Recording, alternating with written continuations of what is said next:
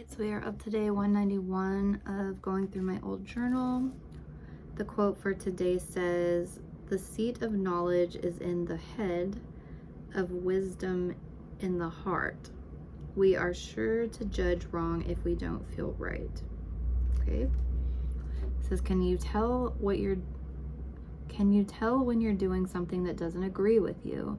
Describe a time that you had a job, relationship, or event that didn't feel right and why. Okay, so if you're following along, just take a minute to think about how you might respond to that. And I will read what I wrote. It's kind of a interesting one. Let's see. Can you tell when you're doing something that doesn't agree with you? So I said, I think it's a bit hard to tell. I say this because a lot of things that are good, I say this because a lot of things that are good are hard to begin with. Every job that I've ever had, okay, I talked a little bit about this yesterday. Every job that I've ever had has begun with a few weeks of stress and anxiety before I was able to get settled in. Maybe the test could be how long the stress or anxiety lasts. Maybe if it persists after several months, even with you trying to make things work, then it's not the place for you. I feel like people are pressured to, I have in quotes, stick with it and don't be a quitter, when in reality, throwing in the towel and trying something else would be a better option. So yeah, like I think where I'm trying to get at here is like, some good things are hard to stick to. And like, even though it's going to benefit you in the long run, like when you first start something, like it can be hard, because there's also that other thing of like, you know, to grow, you have to like be uncomfortable or whatever. But then I'm like, but you also have to know like when it's to the point that it's not serving you. Is it uncomfortable because you've got to grow and like get to a better place? Or are you just like stressed out and working so hard towards something that's like kind of a dead end, I guess is what I'm trying to say. So I said I'm reading a book for school called Blood and Earth. Okay, so this would have been like last summer then. I said it's about modern day slavery and how it plays into climate change. They talk about the tactics that slave masters use to keep them enslaved. Okay, so I said one is to play on their virtue by putting them in debt and telling them they just need to work harder to pay it off. Eventually they'll realize they're slaves, but by then it's usually too late. So I guess that's what I'm saying. Like, you may be thinking like, oh, I have to work hard and do this, but eventually I'm going to get to a better place. And that's what they tell these people in a lot of these places to kind of like get them enslaved. They use your morality and your virtue by saying like, you just need to work harder, just keep working. But then like they get you to a place where you're like, you can't get out of it. And then it's like too late. You're too indebted to them to ever get out. I said, thankfully, I have the freedom of options to try different things, but I'm also ready to find that one thing that my heart will be satisfied with, which I've talked about a million times over the course of going through this journal. There's also this other thing that I think kind of plays into that it's like, so recently this girl did this post, and there's been a lot of talk about like, you know, millennials and Gen Z, and if they're, you know, just lazy or if their standards are too high. And there's kind of like this fight between like,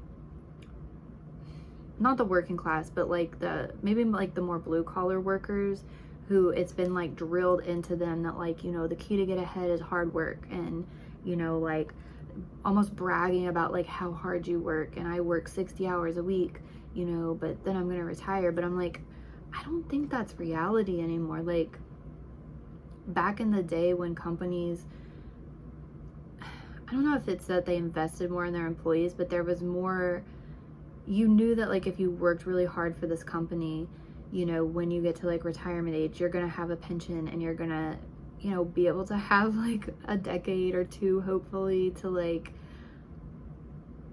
just be able to, you know, see the fruits of your labor. You know, you'll be able to retire. And that's becoming like less and less feasible, but there's still that ethic instilled in a lot of people. And I don't know, there was this one TikTok where this girl was talking about, you know, the people in Silicon Valley and how, you know, they say like, well, isn't it expensive, you know, if you're going to go work in Silicon Valley? And, you know, you're like, well, isn't it expensive to live in, you know, that area or whatever? And the person was like, well, no, like the place, they give you a place to live that's outside of the city, and then they provide you transportation, they bus you into the office and where you work. And then some of these bigger companies will like, it shifted away from having like things like pensions and retirement to like giving you these little small less expensive rewards in the short run, but then you're going to be like working forever and you're going to be kind of indebted to this company forever. And I feel like it kind of ties into like, not as bad, like these people like in that book Blood and Earth, I mean, they were talking about like true slavery, like the people that are like mining the coltan, you know, in Africa, and you know, things like that, like true slavery.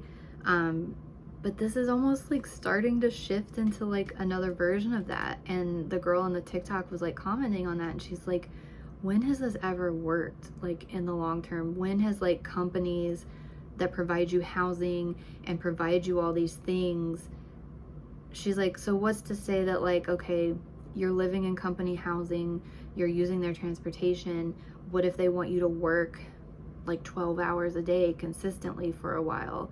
You know, like if you say no, then you lose your housing and you lose everything that like you have. And then it could just get to like, they slowly start wanting more and more and more out of you, with you getting less and less, but you're so tied, like your whole life, your shelter and everything is so tied to this company that like you can't really get out. And once they lock you in there, they can start taking advantage of that. And you know, she brought up like that's how most of these big companies have done, like they'll come in and they'll make a monopoly. And she used like Amazon as an example of like the book industry. You know, they came in and they were just underselling, you know, the prices for all their books were so much cheaper that people were just buying all their books off of Amazon, and it put a lot of these small bookstores out. But now that they have like a whole monopoly on all of that, and same thing for selling a lot of products, a lot of different types of products, then they start raising the prices. But then what can you do? Like you don't have another option to turn to. So I don't know, that kind of got off track from like the question, I think. But I think the thing is like, so it talks about, you know, we're sure to judge wrong if we do not feel right.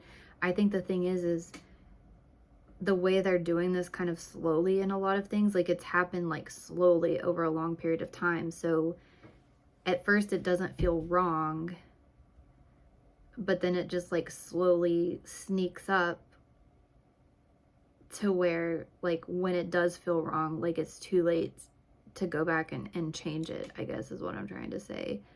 And then yeah, like I said, there's that mindset that they say like, don't be a quitter, don't be a quitter. And I think that was instilled in me at a young age. Like I did a lot of things when I was younger that I didn't really enjoy, but I stuck with it because, you know, I didn't want to be considered like a quitter or whatever. Like I'm not good at music, I'm just not good at it.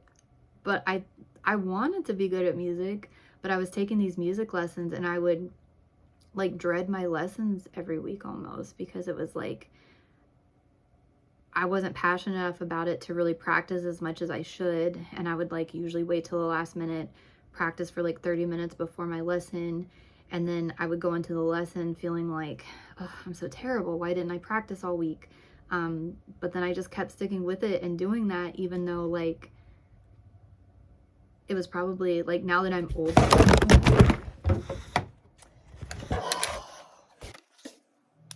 What?